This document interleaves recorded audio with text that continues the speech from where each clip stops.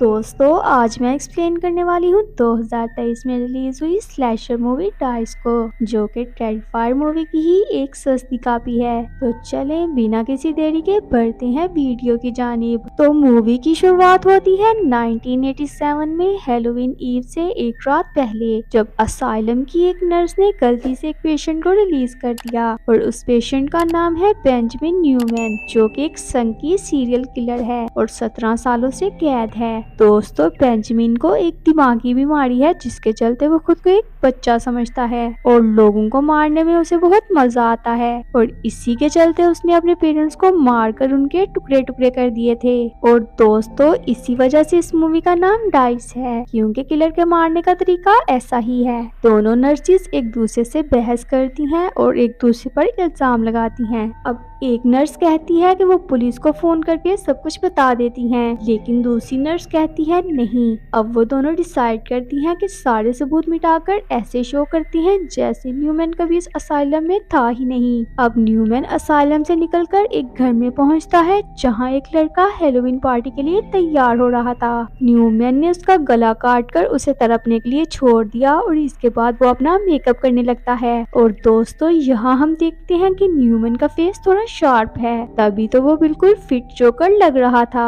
अब वो उस लड़के के कपड़े पहनकर तैयार हो गया और अब वो क्लीवर से उस लड़के के बाजू को काटने लगा। बाजू काटकर उसने उसी के खून से मिरर पर एक आर्ट बनाई, जिसमें थे 3 लोग। एक तो उनमें बच्चा था, जो कि वो खुद था, और बाकी 2 उसके माँ बाप थे, या फिर शायद कुछ और भी हो सकता था, जिसका अंदाजा आपको मूवी के लास्ट तक हो ही जाएगा। इस लड़के को मारकर न्यूमैन वहाँ से निकल गया। और दोस्तों ये था इस मूवी का इंट्रो। इसके बाद मूवी की हीरोइन कैसेंड्रा ब्लेन को दिखाया जाता है, जो कि पार्टी के लिए अपना कॉस्ट्यूम तैयार कर रही है, जो कि एक वॉरियर ड्रेस है और इसमें उसका हथियार भी है। इनकी फैमिली में उसका छोटा भाई टॉमी और उसके फादर जॉन है। जॉन नाश्ता करते हुए बताता है कि कल रात हमारे घर से कुछ ही दूर एक कत्ल हुआ है। दोस्तों इनकी माँ इन्हें छोड़कर कहीं चली गई थी और ये उसके बारे में कुछ भी नहीं जानते, और ना ही उनका डैड उन्हें कुछ बताता है। अब वो दोनों स्कूल पहुंचते हैं, जहां भी उसी किलर का जिक्र हो रहा था। खैर वो किलर अपने काम पर लगा हुआ था।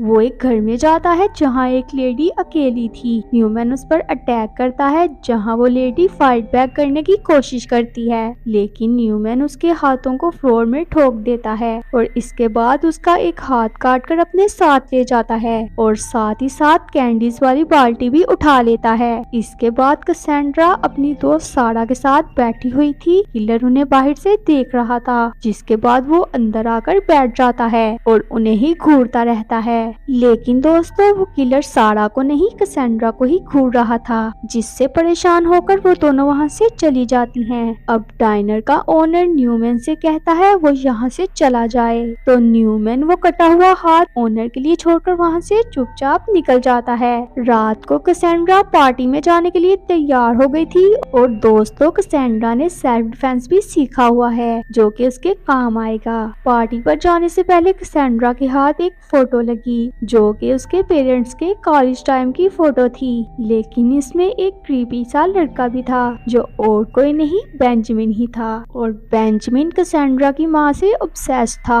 अब जॉन कैसेंड्रा से कहता है शायद तुम्हारी माँ के गायब होने के पीछे बेंजामिन न्यूमैन का ही हाथ था। ये सुनकर कैसेंड्रा गुस्सा होती है कि इतनी बड़ी बात आपने हमसे छुपा कर रखी और आप हमें आज बता रहे हो कि शायद उसे किसी ने मार दिया हो। कैसेंड्रा कहती है कि आप केस को दोबारा खुलवाओ, हो सकता है मॉम अभी जिंदा हो। इसके बाद सारा वहाँ आती है और कैसेंड्रा उसके साथ पार्टी में चली जाती है। और दोस्तों न्यूमैन उसके घर के ऊपर खड़ा उसे जाता हुआ देख रहा था और पार्टी का एड्रेस भी उसने सुन लिया था। और न्यूमैन डाइनर से ही कैसेंड्रा का पीछा करते हुए उसके घर तक पहुंचा। अब बेंजामिन घर के अंदर आता है और जॉन पर अटैक करता है, जहां वो जॉन को लगातार स्टैब करने के बाद उसके अंदर का सामान निकाल लेता है और इसके बाद वो वहां से चला जाता है। दोस्तों जॉन की सांसें अब भी चल रही थी और हमें ये पता चलता है उसके पेट को देखकर। इसके बाद टॉमी घर पहुंचता है, जहां वो अपने डैड को मरता हुआ देख पुलिस को फोन लगाता है और इसके बाद वो कैसेंड्रा को भी कॉल करता है। है, लेकिन कैसेंड्रा उसका फोन पिक नहीं करती। न्यूमैन पार्टी में पहुंच चुका था, जहां पर सबसे पहले उसने क्रिस का शिकार किया, जो कि सबसे पॉपुलर लड़का था। क्रिस वॉशरूम में अकेला था, तभी न्यूमैन उसके पास आकर चाकू उसके सर के आर पार करता है और उसके बाद अपने हाथ के अंगूठों को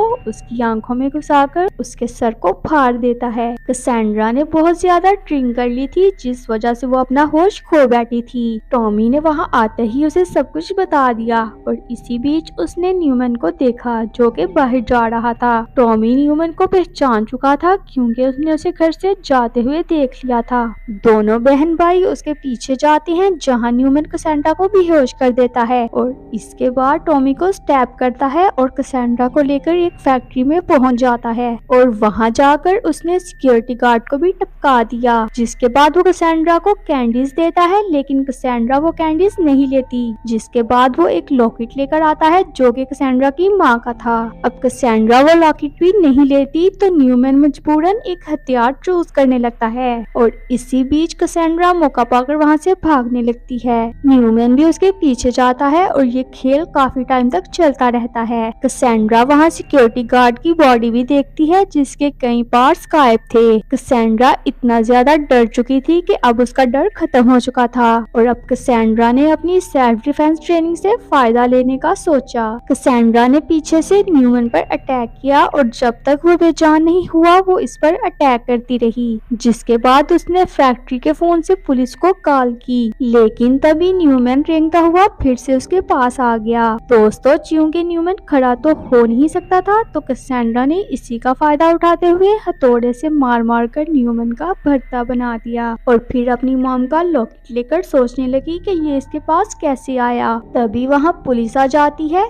कैसेंड्रा ने उन्हें बताया कि किलर वहाँ पर है, लेकिन पुलिस को वहाँ पर कोई भी नहीं मिला, क्योंकि न्यूमैन वहाँ से भाग चुका था। कैसेंड्रा काफी परेशान थी, लेकिन दोस्तों तभी उसकी मॉम वहाँ आ जाती हैं, जिसे देख कैसेंड्रा हैरान हो गई। अब वो वहाँ कैसे आई ये तो नहीं पता, लेकिन उसने आते ही ये बोला कि बेंजामिन न्यूमैन जो तुम्हें यहाँ लेकर आया वही तुम्हारा बाप है। कैसेंड्रा को तो कुछ समझ नहीं आया कि वो क्या रिएक्शन दे और इसी के साथ ये मूवी यहीं खत्म हो जाती है। दोस्तों, आपको ये मूवी कैसी लगी इसके बारे में अपनी राय जरूर दीजिएगा। और जाते जाते ये मूवी सस्पेंस भी छोड़ गई, जिसका मतलब है इसका सीक्वल आ सकता है। आपका इस बारे में क्या ख्याल है? और दोस्तों, अगर आपको मेरी वीडियो पसंद आई है तो जल्दी से वीडियो को लाइक कर दें और मेरे चैनल को सब्सक्राइब कर दें और साथ ही साथ बेल आइकन को प्रेस कर दें, ताकि मेरी तमाम वीडियोस आप तक पहुंचती रहें।